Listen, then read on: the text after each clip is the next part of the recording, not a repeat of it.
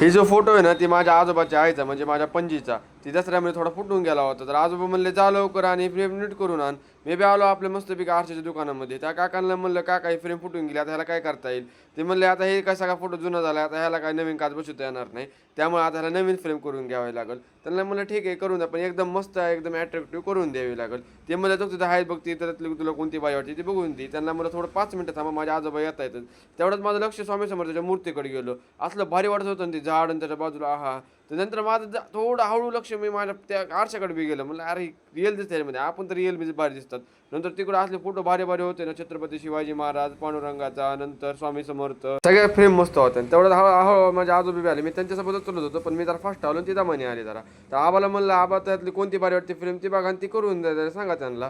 त्यांनी दाखवायला लागले होते. एक ते आजोबा म्हणले तुम्हाला जी भारी वाटते ती करून द्या. ते म्हणले नाही तरी तुम्ही एकदा बघा तुम्हाला कोणती भारी वाटते.